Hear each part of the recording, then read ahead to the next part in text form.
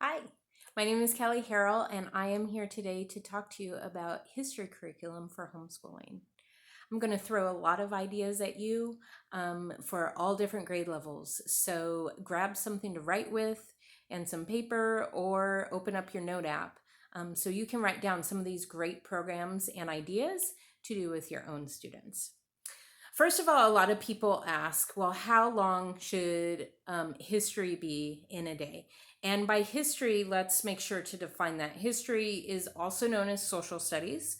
And within history, we cover geography as well as the lives of people and different events throughout history. And for the younger kids, actually, holidays are a part of that too. When I was in kindergarten, we would study every single holiday. We would talk about and learn about our holidays. We would also talk about some famous people and read picture books about those people. So, picture books are really great for young kids. Lots of pictures, not so much text. You could read it all at one sitting if your child has a good attention span. If not, you can break it up into several days. And this one happens to be about Mark Twain. So you could potentially find different activities on the internet related to Mark Twain and the books that he's wrote. Another thing that I recommend, basically, oh, we talked about how long. So for younger grades, I recommend doing history probably twice a week for about 30 minutes each time. Of course, if your student loves it a lot more than that, then you could absolutely do it more often. By the time your student gets into third grade, they should be doing it for about 30 minutes a day. And by fourth grade, it could be up to an hour a day. Um, the public schools in different states have different histories that they teach every year. In fourth grade, California history, here in California history is a really big deal. Um, I believe fifth grade is more general US history. Don't quote me on it. You might want to look it up.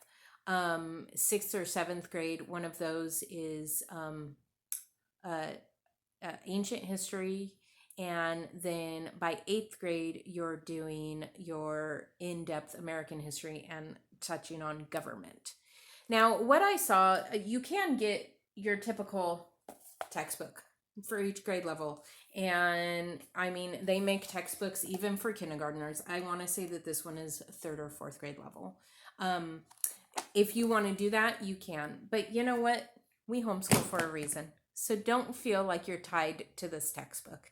And what I saw about textbooks, because we started using a textbook with my son in first grade for history. And what I saw was then when I got to second grade textbook for history, you guys, it looked almost exactly the same. It really, in fact, my husband picked it up in August before we started school, and he was leafing through it and he goes, "Is this Noah's history book from last year?" Because it touched on just about the same stuff. It just went a little more in depth. So, realizing that, I really started to think about it, and we were in homeschool for the long run. Okay. So I started thinking, you know what? Why would I make my kid learn the same thing every single year when I have the ability to teach him something different? And I also have the ability to teach him something that he's interested in and passionate about.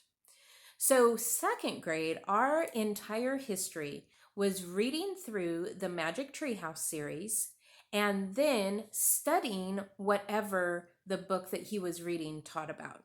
For example, the first book in the Magic Treehouse series is Dinosaurs at Dark.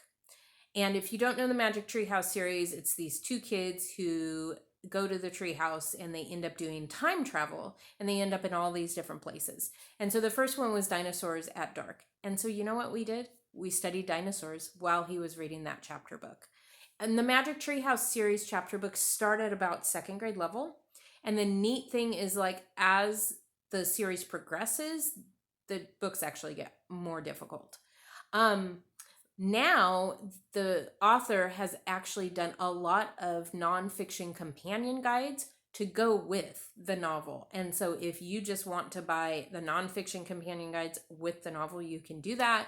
Or you can do internet research, or we did old school because back then the internet wasn't as great as it is now. And we would actually go to the library and check out books.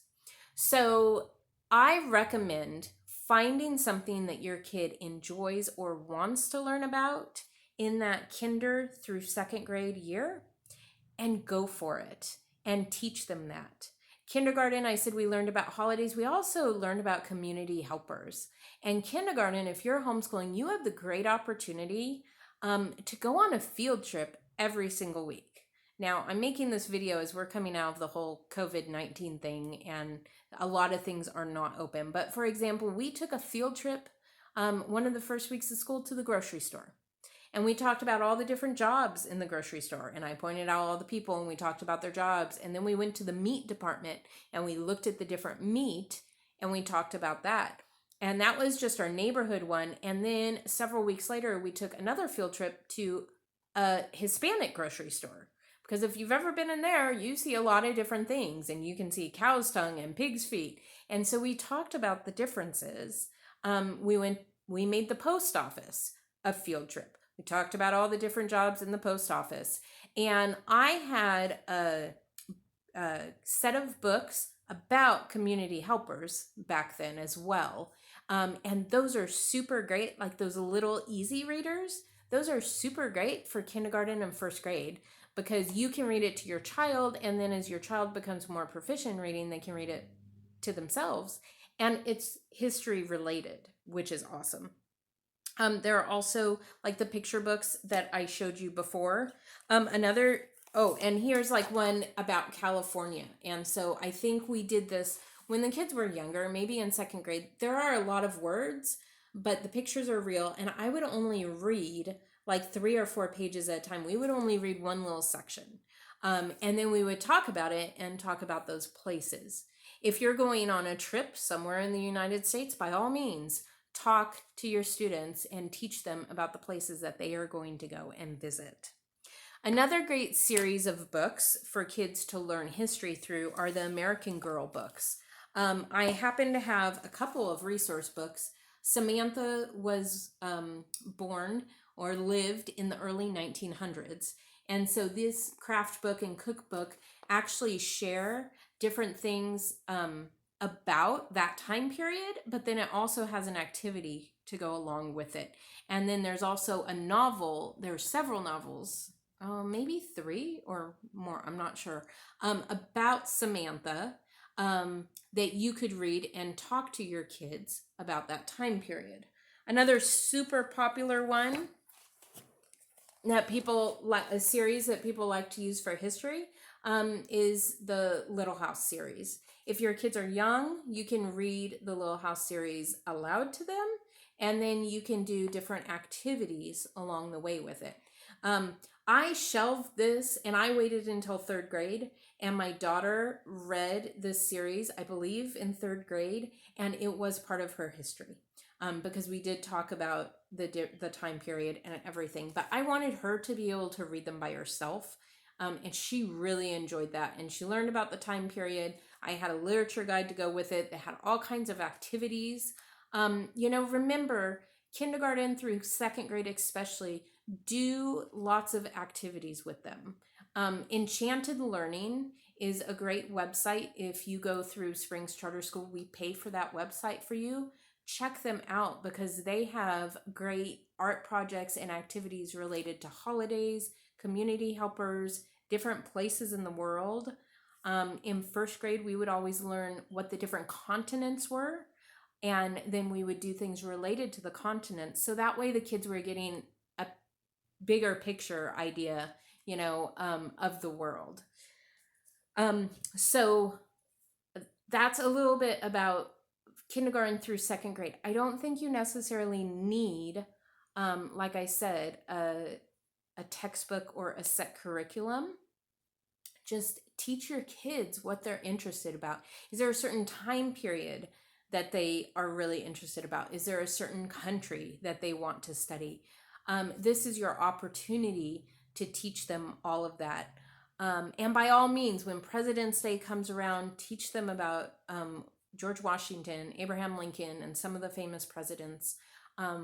You can find all kinds of great picture books to read with your kids or to have your kids read on their own related to different areas of history when they're that age.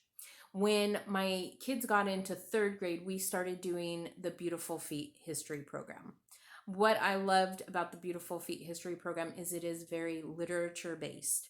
And so it does, in an essence, count for their reading of literature as well as for their history. Now, that is a Christian program. So if you go with a charter school, you won't necessarily be able to use your funds, at least not for the guide, because the guide is what has religious teaching in it.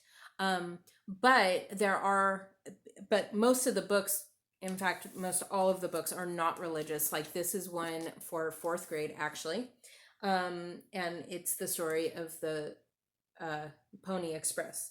And it kind of does a mixture of picture books and then some novels. So this is a fourth grade novel, and it is about the gold rush by the Great Horn Spoon. And it's called a historical fiction novel because it takes a very specific time period, and the author wrote it about like situations that would have been real and places that would have been real, but the characters are not necessarily real. Here's another one that we did, I think, in fifth grade. This is about the fever during the summer of 1790. And so this was, again, one of the novels that they read. Actually, this was about early American history. So what I did with my kids is we started Beautiful Feet in third grade, and we did the primary American history. In fourth grade, we did California history. In fifth grade, we did ancient history. Sixth grade was medieval history. Seventh grade was world history. And then eighth grade was American history. So it took you all the way through. If you want a literature-based history program, but you do not want it to be religious-based, then check out Bookshark as well as Moving Beyond the Page. Both of those are secular programs, and they have a literature-based history program. I'm not sure how young Bookshark goes down. It might go all the way down to first grade, but I'm not 100% certain. I know Moving Beyond the Page does. But they will have a guide, a reading guide, kind of like Beautiful Feet does, and it will take you through. And they actually have a lot of worksheets and things for the students to do. Beautiful Feet is not a worksheet-based program at all. It does break down the curriculum into different lessons, and it does have different activities. It has a lot of discussion questions. So a lot of it really is discussion with your children, which is absolutely wonderful. When my kids were younger, we would discuss together. Once they got to be like in fifth or sixth grade, I would have them write out the answers to a lot of the questions, and we would just discuss some of it. But literature-based programs are really, really neat because, like I said, they cross over into your reading as well. Beautiful Feet also has an extensive timeline. And when we first started homeschooling, I started the timeline, and I thought I was going to be one of those parents that had it wrapped around the entire house. My husband didn't like that, which, okay, I understand. So then what we started doing is every year we had a book, and in the book we put the timeline. And so we would, like a composition book, and we would just paste the people in order that we learned about them. So yeah, it's really a fun way to learn about literature, learn about history, but then you also feel like you're kind of killing two birds with one stone a lot of times because the kids are doing reading, and there is a lot of reading. Here are a couple more books with beautiful feet. Poor Richard is about Ben Franklin, and Of Courage Undaunted is about Lewis and Clark. And again, the books are not religious in nature, it's just the study guide that goes with it. Beautiful Feet has also wrote, or they have different types of textbooks. And so this one we used for American history, but oh, that's a lot of writing. But as you can see, there are pictures in it. So it's not written as a textbook as much as it's written as a story. So the kids are experiencing it as a story. And then, of course, like I said, there are still those picture books or novels that go along with it. And I tell you, I knew it was an awesome program and it was best for my kids when my son was in third grade and he was going through it for the first time. And he was old enough in third grade that he could read the books by himself. You can do it as a read aloud, but he could do it as read himself, and he really liked to do that. He was a self-starter. He came in the office one day when I was working and he had tears in his eyes. And I said, "Buddy, are you okay? What happened?" And he said, "Mom, I just finished the book on Abraham Lincoln. I didn't realize he got shot. I couldn't believe it." And he was so upset because, see, he had been reading a book about this man named Abraham Lincoln. And he read about his childhood and growing up in the log cabin and how he loved to read but could only read by candlelight. And then he read about his first job, which I think was at the post office, and then how he became president and all the great things he was doing for America. And so by the time he got to the end and Abraham Lincoln was shot, my son was devastated. And I remember him saying, "I don't understand why someone would do that to him." And you know what hit me? I remembered back as he was talking and sharing all this emotion. I remembered back to being in first grade. I remembered copying sentences off the board about Abraham Lincoln was the 16th president. I think that's what he was. I'm sorry if I'm wrong. He wore a tall black hat. He wanted to end slavery. He got shot. He was assassinated.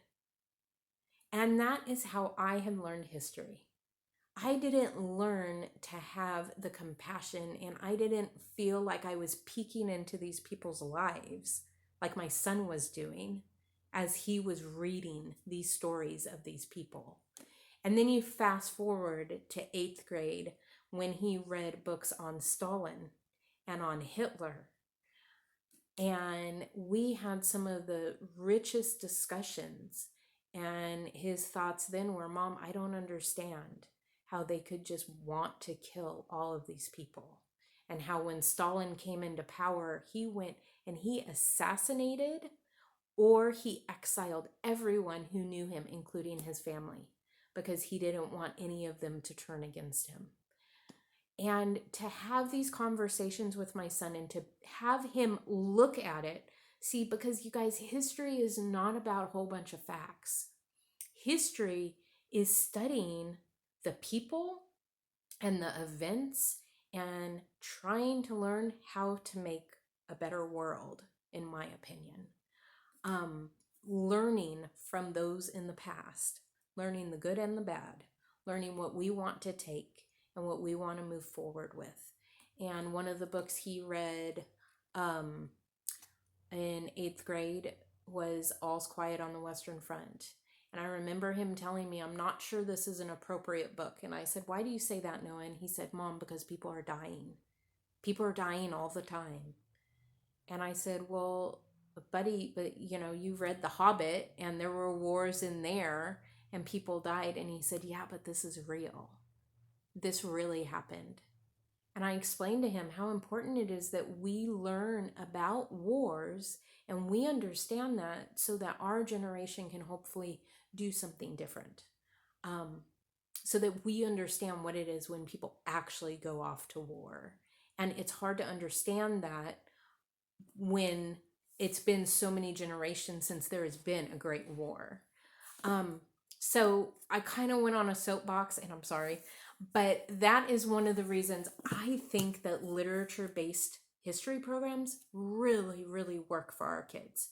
So check out Beautiful Feet, or check out Moving Beyond the Page, or check out Bookshark. Or if you know of another literature-based program that I have missed, by all means, send me the name of it, because I would love to add that to my list of the programs I know. So that's a little bit about literature-based programs. In my science uh, video, I talked about Usborne books. Here's one that is an Usborne book that is on wars. And so, you can even choose to have your older students read books like this. And again, have them read it, have those rich discussions with them about it. It's not all about necessarily doing worksheets. Discussions are really, really great. So Usborne books have a lot of great resources. I got this one on Rainbow Resources. So rainbowresources.com. They are a great curriculum vendor for homeschool. And this one is actually a document-based activities for middle grades. And it covers the American Civil War, World War II, and civil rights in America. And this is kind of neat because it actually ties in with some of the Common Core standards, which part of the Common Core standard is to be able to read and understand documents. And so this book will give those documents, but then it also kind of walks the student through understanding it. And then it has comprehension questions at the end. So they're learning history from actual history documents. So this is by all means a great program for your older kids to do. And you can find different workbooks if you want, all different ages on Rainbow Resource that are history related as well as science related. Another really popular homeschool curriculum for history is Story of the World. Story of the World, I've heard that the author is a pastor's wife, but is not Christian based. It is a secular program. There is a storybook that comes along with it, which is this. And then you can also purchase an activity book. And this activity book has more activities than you could ever do with your child.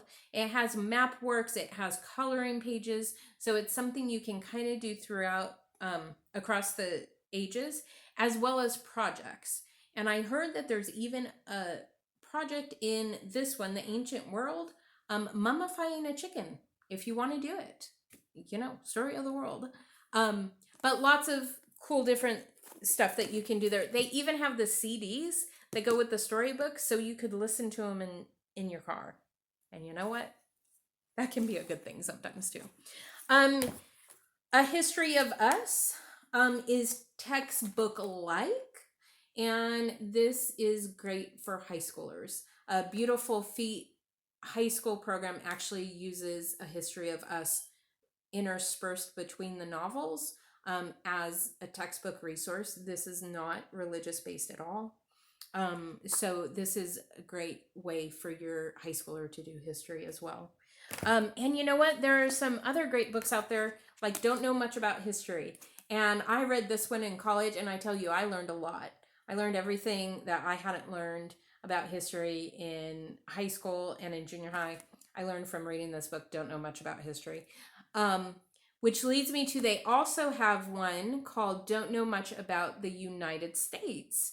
And that is on Rainbow Resource. And then you can also get a workbook that goes through every single state.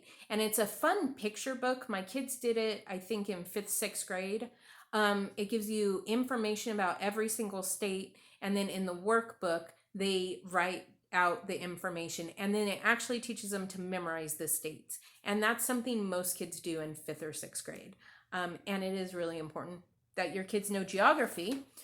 You can also get a book like this, Daily Geography, depending on what grade level it is, your child is, or here's maps, charts and graphs book. So these are great resources. So now this would be something you might do a little bit every day. The Daily Geography is broken down Monday, Tuesday, Wednesday, Thursday, just has a couple questions. So this is not your entire history program.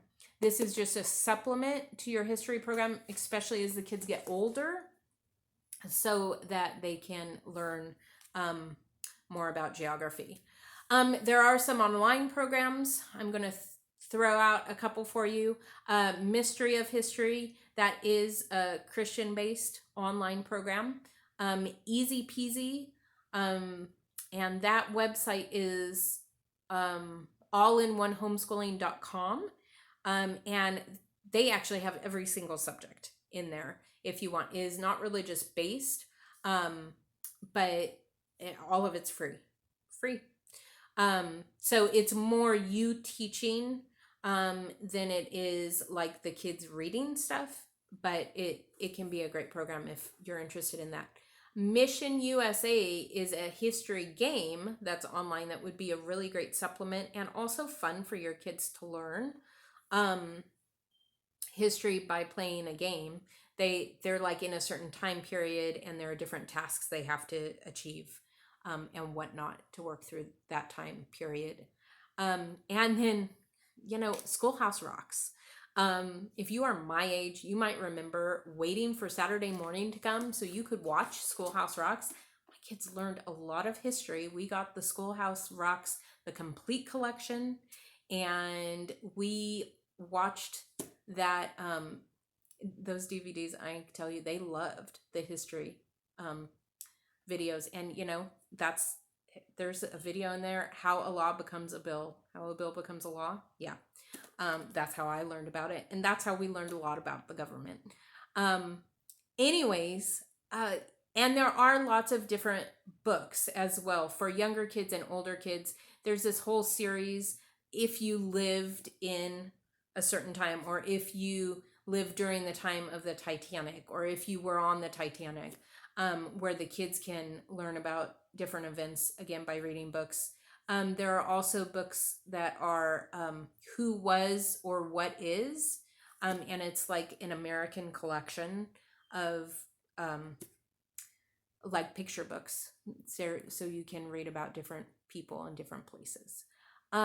If you are only homeschooling for 1 year, then I do recommend that you Google and look up what is taught in history during that year that you're going to be teaching your child at home. So that way they don't necessarily miss anything. Really, I'm talking like 5th grade and above,